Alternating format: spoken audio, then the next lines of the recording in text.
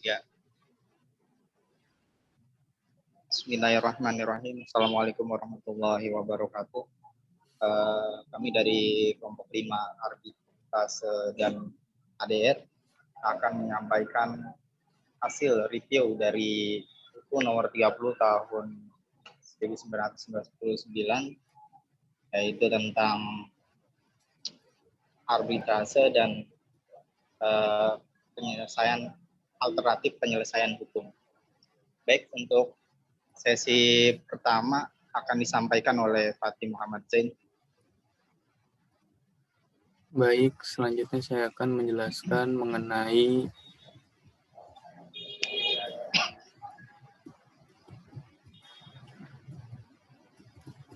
pengaturan arbitrase Undang-Undang Nomor 30 Tahun 1999.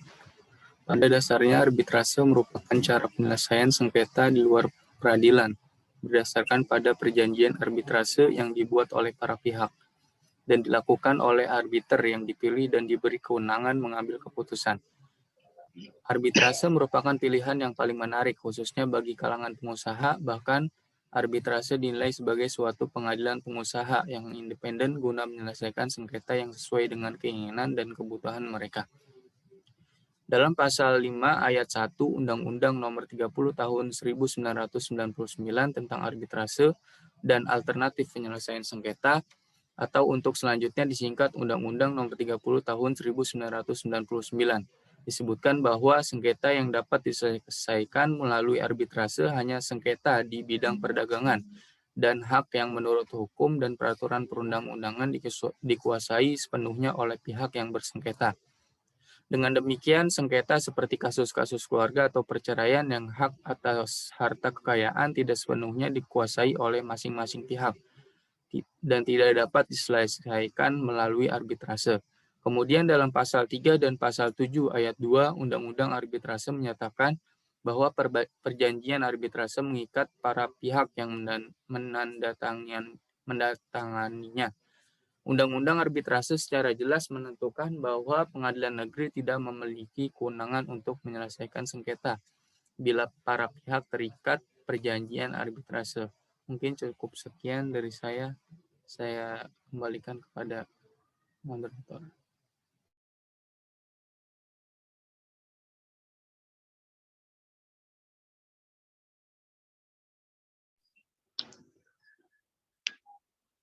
Baik, untuk sesi selanjutnya akan disampaikan oleh Muhammad Sufial Kamil. Baik, terima kasih moderator. Sekarang kita masuk ke dalam analisis kelebihan dan kelemahan arbitrase. Kata arbitrase berasal dari bahasa Latin arbitrase yang artinya kekuasaan untuk menyelesaikan sesuatu menurut kebijaksanaan. Jika Anda hanya memerhatikan secara sepintas, maka dikaitkan istilah arbitrase dengan kebijaksanaan, seolah-olah memberi petunjuk bahwa majelis arbitrase tidak perlu memperhatikan hukum dalam menyelesaikan sengketa para pihak, tetapi cukup mendasarkan pada kebijaksanaan. Pandangan tersebut keliru karena arbiter juga menerapkan hukum seperti apa yang dilakukan oleh hakim di pengadilan. Dalam memeriksa dan memutuskan suatu perkara, arbiter atau majelis arbitrase selalu mendasarkan diri pada hukum, yaitu hukum yang telah dipilih oleh para pihak yang bersengketa. Meskipun demikian, tidak tertutup kemungkinan bahwa para arbiter, apabila dikehendaki oleh para pihak, dapat memutus atas dasar keadilan dan kepetutan ex aequo et bono. Dalam perjalanan Undang-Undang Nomor 30 Tahun 1999 disebutkan bahwa jika arbiter diberi kebebasan untuk memberikan putusan berdasarkan keadilan dan kepatutan, maka peraturan perundang-undangan dapat dikesampingkan. Akan tetapi dalam hal tertentu, hukum memaksa harus diterapkan dan tidak dapat dikesampingkan oleh arbiter. Jika arbiter tidak diberi kewenangan untuk menjatuhkan putusan berdasarkan keadilan dan kepatutan, maka arbiter hanya dapat memberikan putusan berdasarkan kaidah hukum material.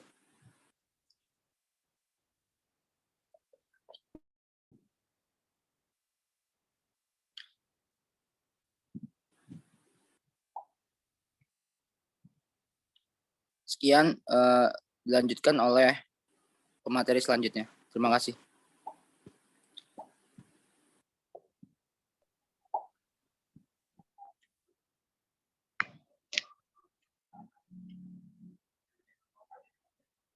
Baik, selanjutnya itu mengenai penyelesaian sengketa melalui arbitrase dan alternatif penyelesaian sengketa menurut UU nomor 30 tahun 1999. Undang-Undang nomor 30 tahun 1999 dari sudut pandang asas perundang-undangan yang berkaitan dengan hukum secara hukum acara merupakan bentuk dari lex specialis derogat legi generalis dari HIR dan RBG, yang artinya bahwa dalam undang-undang umum dan khusus mengatur hal atau materi yang sama, maka yang diberlakukan adalah undang-undang yang khusus dibandingkan umum. Karena itu, tata cara dalam penyitaan serta pelaksanaan putusan mengikuti tata cara sebagaimana dimaksud dalam hukum acara perdata yang diatur dalam pasal 69 ayat 3 UU nomor 30 tahun 1999 tentang arbitrase dapat mengesampingkan KIR. Kemudian Undang-Undang Arbitrase menentukan batas waktu proses arbitrase, yaitu Majelis Arbitrase atau arbiter diberi waktu selama 180 hari sejak susunan majelis terbentuk untuk mengeluarkan putusannya. Ada pasal 48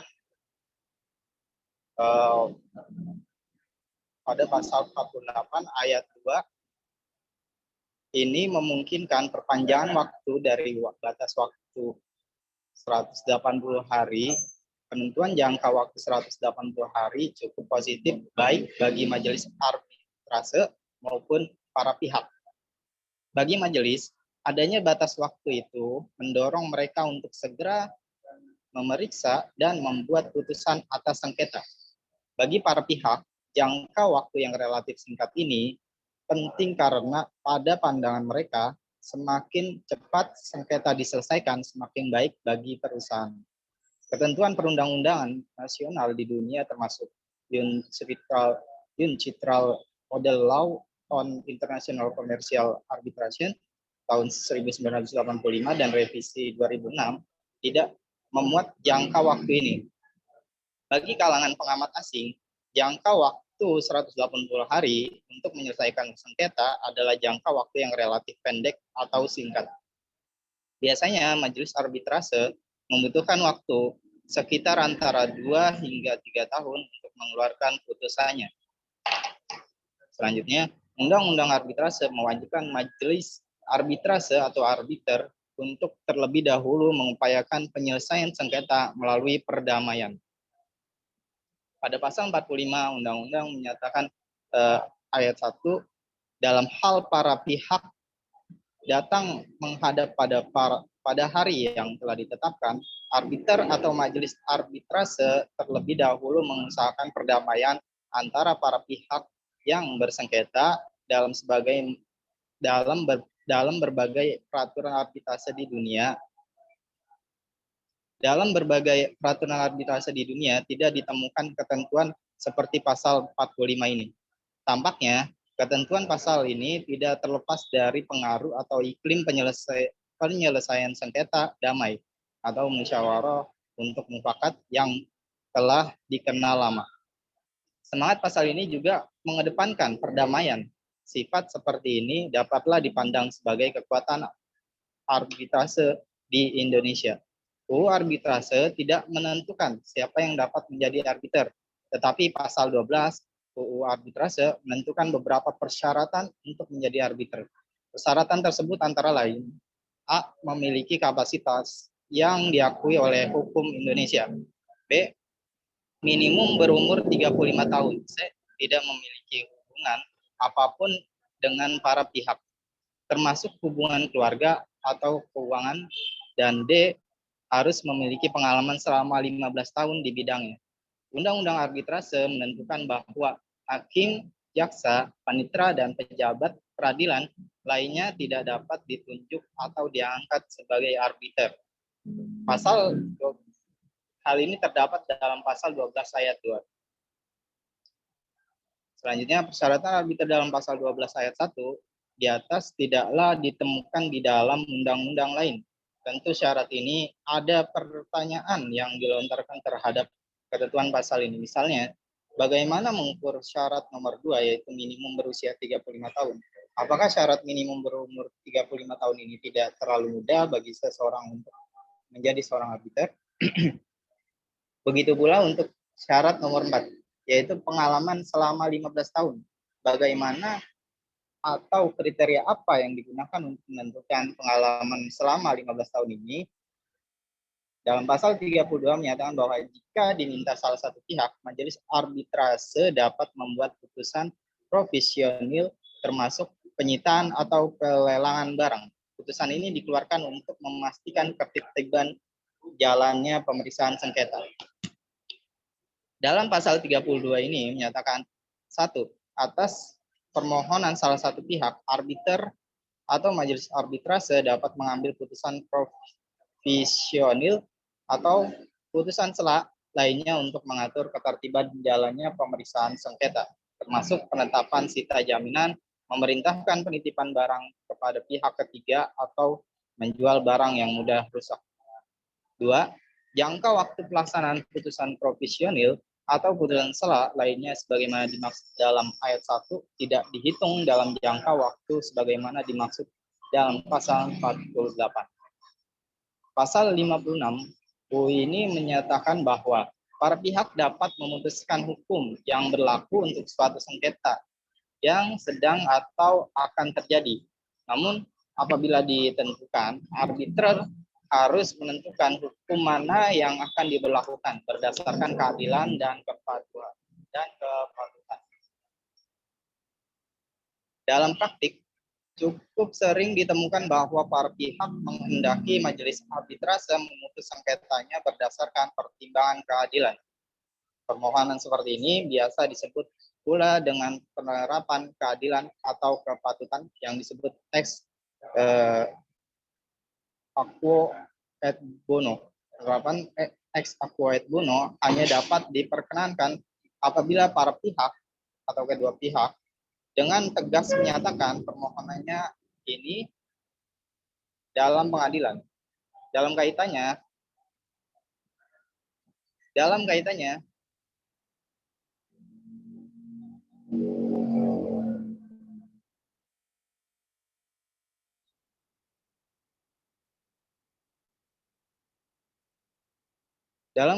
mengenai putusan yang dapat dilakukan, putusan tersebut harus dilaksanakan dalam waktu 30 hari sejak putusan dikeluarkan. Putusan arbitrase yang asli harus dilampirkan dan didaftarkan ke panitera pengadilan negeri di mana termohon berdomisili. Arbiter atau kuasa para pihak harus menyertakan juga putusan dan surat penunjukan asli dirinya sebagai arbiter atau salinan yang dilegalisir kepada panitera pengadilan negeri. Kesalahan dalam memenuhi persyaratan ini akan membuat putusan tidak dapat dilaksanakan, null and void. Salah satu pihak dapat mengajukan permohonan kepada Ketua Pengadilan Negeri untuk melaksanakan putusan. Perintah eksekusi harus dibuat dalam waktu 30 hari sejak permohonan didaftarkan di Pengadilan Negeri. Sebelum memberikan perintah, Ketua Pengadilan Negeri harus menguji apakah putusan tersebut tidak bertentangan dengan moral atau ketertiban umum. Jika bertentangan, Ketua Pengadilan Negeri harus menolak perintah eksekusi dan tidak ada banding untuk putusan tersebut. Ketua Pengadilan Negeri boleh menguji alasan hukum arbiter. Perintah Ketua Pengadilan Negeri harus ditulis dalam dokumen otentik atau resmi atau salinan putusan arbitrase yang disahkan. Perintah tersebut harus dieksekusi dengan cara sebagaimana ditentukan oleh Pengadilan Negeri. Menurut pasal 65, Pengadilan Negeri Jakarta Pusat adalah satu-satunya pengadilan yang memiliki kewenangan untuk menangani persoalan tentang pengakuan dan pelaksanaan putusan arbitrase internasional. Dalam UU arbitrase, putusan arbitrase internasional dilaksanakan di Indonesia jika A. Negara di mana putusan arbitrase dibuat juga menjadi anggota perjanjian bilateral atau multilateral dengan Indonesia. Ya, yang berkaitan dengan pengakuan dan pelaksanaan putusan arbitrase asing. B. Putusan tersebut haruslah mengenai bidang hukum dagang menurut hukum Indonesia. C. Putusan tersebut tidak bertentangan dengan ketertiban umum. D. Putusan tersebut dapat dilaksanakan hanya jika telah mendapat perintah eksekusi dari Ketua Pengadilan Negeri. Baik, untuk sesi selanjutnya akan disampaikan oleh Saudara Fatim Muhammad Zain.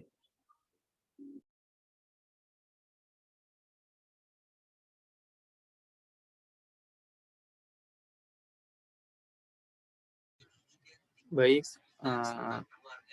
kesimpulan dari review mengenai undang-undang arbitrase ini bahwa ADR itu atau disebut alternatif dispute resolution merupakan suatu mekanisme penyelesaian sengketa di luar pengadilan yang dianggap lebih efektif, efisien, cepat, dan biaya murah serta menguntungkan kedua belah pihak. Yang berperkara, urgensi penyelesaian sengketa bisnis di luar pengadilan ditandai oleh kecenderungan masyarakat kalangan bisnis mendayagunakan penyelesaian sengketa tersebut yang dilandasi oleh beberapa faktor yang menempatkannya dengan berbagai keunggulan. Antara lain faktor ekonomis, faktor budaya hukum, faktor luasnya ruang lingkup permasalahan yang dapat dibahas, faktor pembinaan hubungan baik pada pihak, dan faktor proses. Mediasi merupakan suatu proses informal yang ditujukan untuk memungkinkan para pihak yang bersengketa mendiskusikan perbedaan-perbedaan mereka secara pribadi dengan bantuan pihak ketiga yang netral.